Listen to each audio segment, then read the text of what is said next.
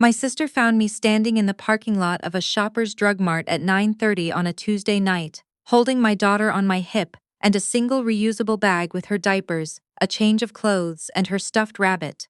That was everything I had managed to grab before my mother-in-law changed the garage code and locked me out of my own house.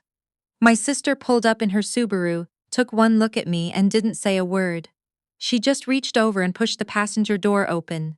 I told her what happened on the drive to her place. I kept my voice flat because Lily was half asleep against my shoulder and I didn't want her to feel my hands shaking. My sister drove and listened and didn't interrupt once. When I finished, she was quiet for a moment. Then she said, "Okay, we're not going back there, not a question." A statement of fact, the way she always talked when she had already decided something. That should have been the end of a terrible Tuesday. It was actually the beginning of the only fight I have ever been proud of. I need to back up. I met my husband at a mutual friend's cottage weekend on Georgian Bay. He was funny and easy to talk to, and he had this way of listening where he actually looked at you, not past you, not at his phone. We dated for 2 years. We got married at a small ceremony in Collingwood. His parents flew in from Calgary. My family drove up from London. Everyone got along mostly, and I thought that was a good sign. It wasn't a sign of anything. I just hadn't met his mother under pressure yet. We moved to Kitchener for his job. I was working remotely as a project coordinator for a construction firm, which meant I could work from anywhere.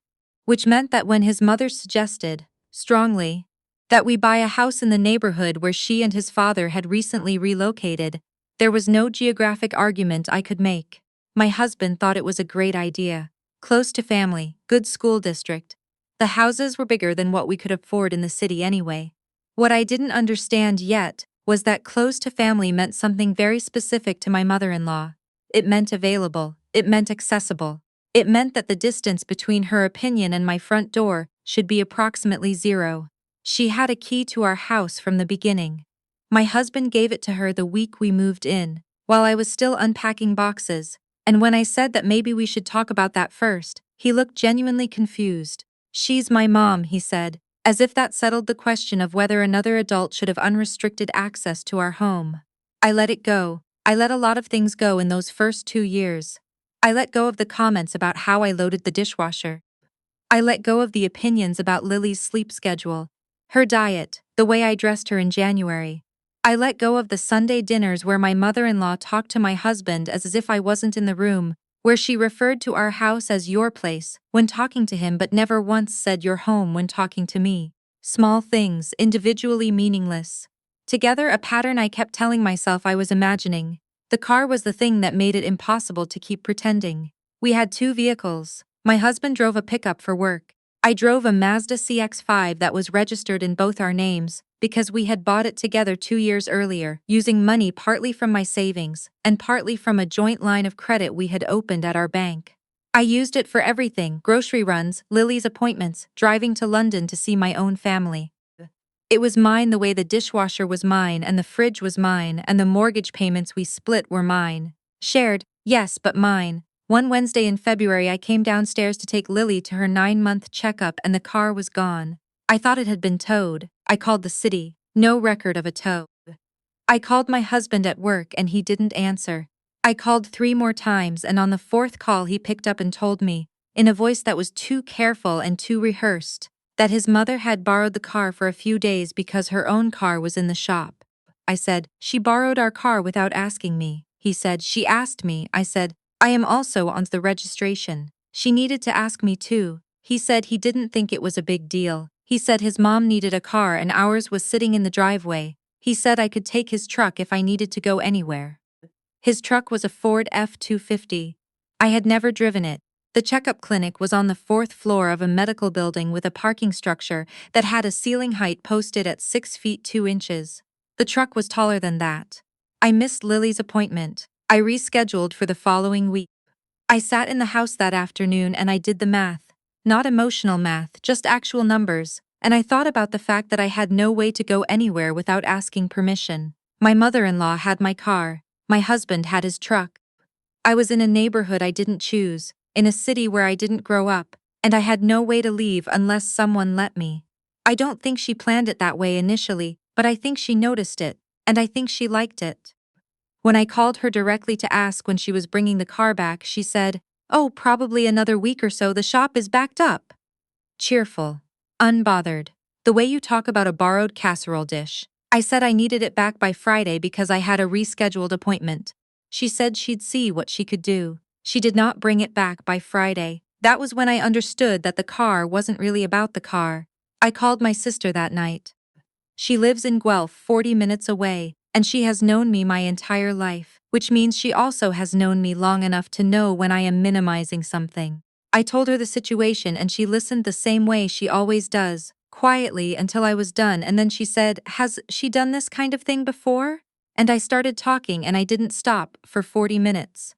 By the end of it, my sister had gone quiet in a different way. Not listening quiet, thinking quiet. She said, "I'm going to come see you this weekend." I told her she didn't need to do that. She said, "I know I don't need to, I want to." She showed up Saturday afternoon. We sat at the kitchen table after Lily went down for her nap, and my sister looked around the house. At the photos on the fridge that were mostly of my husband's family. At the calendar on the wall, where his mother had written in her own events in red marker. At the little ceramic thing by the door that I had never bought but had appeared one day. A small plaque that said, "Home is where the family is," in his mother's handwriting. And my sister's expression was very controlled and very still. She asked me a question I hadn't thought to ask myself. "Is your name on the deed?" I said, "Yes, of course," she said. "And the joint account, is everything going through there?" I said, "Most things, yes. Mortgage payments, utilities, groceries." My salary was deposited into my personal account, but I transferred a portion each month to cover our shared expenses. She said, "What happens if she changes the locks while you're not home?" I said that wouldn't happen. My sister looked at me.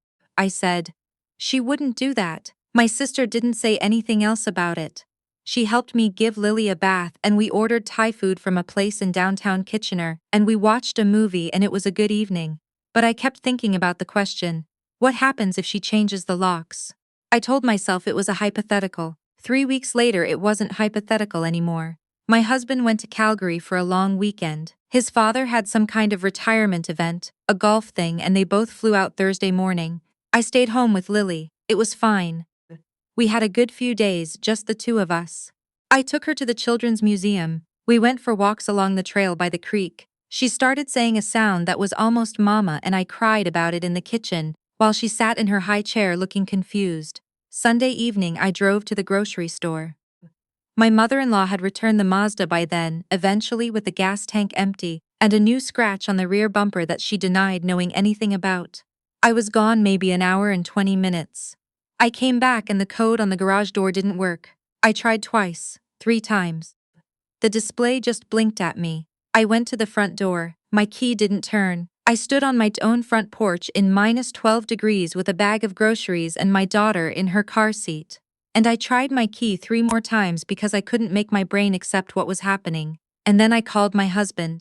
He answered on the second ring. He sounded strange, not surprised enough. He said his mother had come by to check on things while he was away. He said she had been worried about security after some break-ins in the area. He said she had just been trying to help. I said, "She changed my locks." He said, "She changed the locks on the house, yeah. She's going to drop off the new key tomorrow." I said, "Tomorrow?" He said, "She was just trying to help." Was standing outside my own house in February in Canada, with my baby and my groceries, and my husband was in Calgary, telling me his mother was just trying to help. I said very carefully, "I need you to understand what you're telling me right now. You're telling me that your mother came to my house without my permission, and changed the locks, and you knew and you didn't tell me." He was quiet for a moment, then he said, "I found out this afternoon. I didn't think she'd do it so fast." So he had known it was coming. I hung up. I sat in the car with the heat running, and Lily started fussing, and I got her out and held her in the back seat, and I thought, very clearly, for the first time, this is not gonna get better. I called my sister. I told her what happened. She was quiet for 3 seconds exactly, and then she said, "I'm coming right now. Pack a bag for you and Lily. Pack 2 if you can. I'll be there in 40 minutes. I said, "I can't get into the house." Pause. Then she said, "Okay, stay in the car and stay warm. I am leaving right now." She made it in 35 minutes. I stayed at my sister's place in Guelph for 4 days. Her apartment was small, and Lily slept in a travel crib borrowed from a neighbor, and my sister slept on her couch so I could have the bed. And in those 4 days she helped me do something I had been avoiding for months. I looked at everything clearly. On the first morning she made coffee and put a notepad on the kitchen table and she said, "Okay, what do you actually know about your finances?" I knew our joint account balance. I knew my own salary. I knew the approximate value of the house based on what we had paid and the market since then. I knew there was a HELOC we had opened the year before for a reno we had done in the basement. My sister said, "Does she have access to any of those accounts?" I went very still. My mother-in-law had been present when we opened the HELOC. My husband had mentioned something at the time about adding her as an emergency contact, which I had thought was unusual, but hadn't asked about because I hadn't wanted another argument. I had assumed it was just informational, an emergency contact, not an authorized user. I pulled up the account on my phone. There had been a withdrawal 3 days earlier, $14,000. The day after my husband left for Calgary, I put my phone down on the table. I picked it up again. I looked at the number again. My sister looked at my face and said, "What?" I showed her the screen. She was quiet for a long moment. Then she said in a very level voice, "Okay, we need to talk to someone today.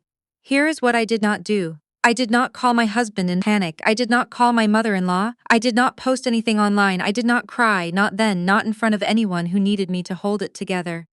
What I did was call the bank. I spoke to a fraud specialist who explained to me, very patiently, that if an authorized user on an account makes a withdrawal, it is not considered fraud by the bank. It is considered an authorized transaction. The money was gone and the bank could not recover it. I then called a family lawyer in Guelph. My sister had found her, a woman who had her own practice downtown and had been recommended by someone my sister knew from work. I got an appointment for the next morning.